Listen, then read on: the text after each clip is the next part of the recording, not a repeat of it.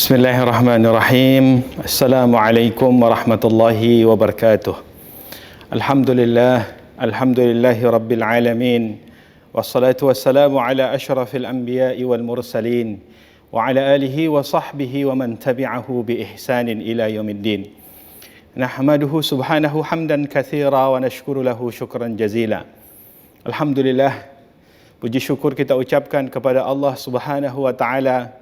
Salawat dan salam keharibaan baginda Rasulullah sallallahu alaihi wasallam atas nikmat karunia-Nya yang diberikan kepada kita pada bulan Ramadan yang penuh berkah ini.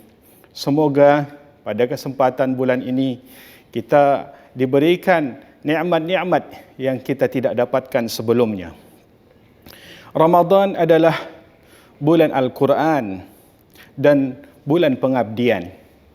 Ramadan sebagaimana disebutkan dalam Al-Quran, A'udzubillahi minasyaitonirrajim.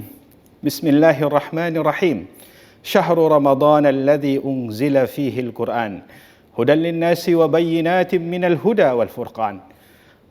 Di bulan Ramadan ini bagaimana kita berupaya agar bisa bersama Al-Quran, muamalah ma'al Quran, bal muayasyah ma'al Quran.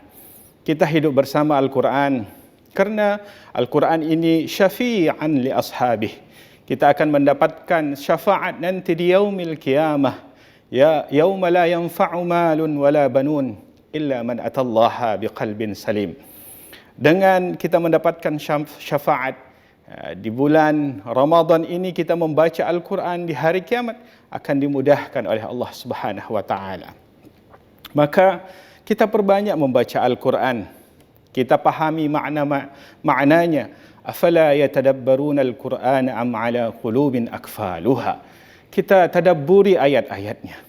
Al-Quran ini semakin kita pahami ayat-ayatnya, kita tadabburi ayat-ayat tersebut, semakin banyak ilmu yang kita dapatkan dan semakin berkah kehidupan kita.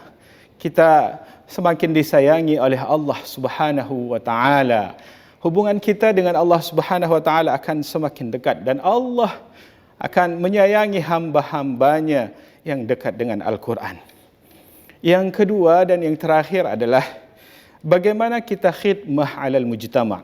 Tidak hanya cukup untuk diri kita, bagaimana kita tadi dengan Al-Quran, maka kita perlukan juga khidmah alal mujtama'.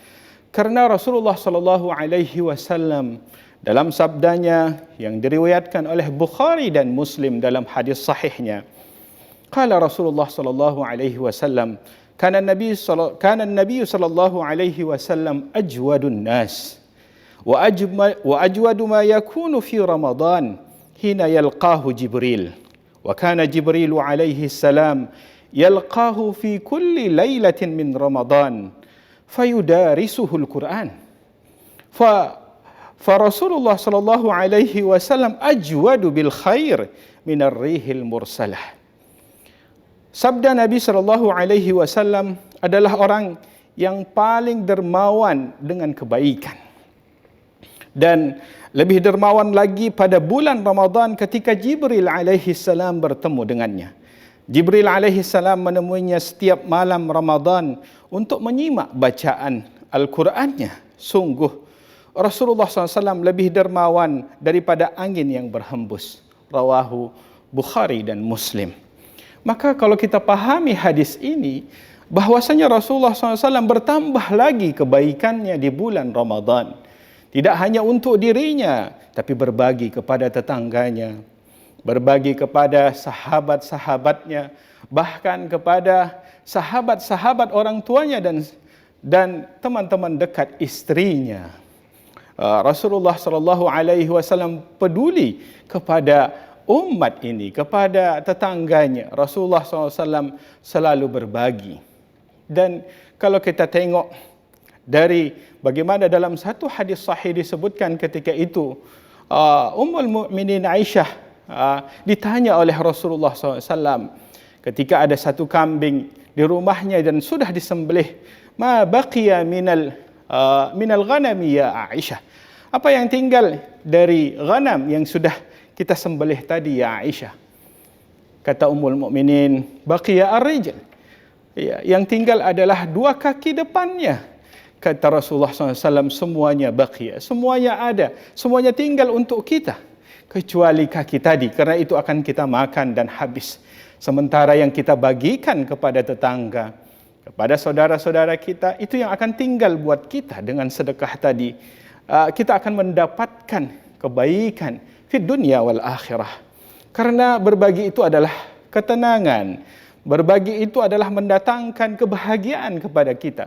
Ma naqasa malun min sadaqah.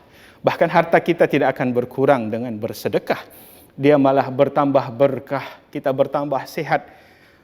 Maka dengan demikian kita perlu berbagi kepada saudara-saudara kita. Berbagi kepada sahabat-sahabat kita yang memerlukan.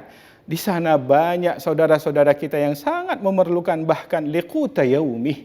Untuk makanan hariannya pun tidak cukup. Maka kita perlu silaturahim untuk mengetahui siapa yang mereka yang sangat memerlukan.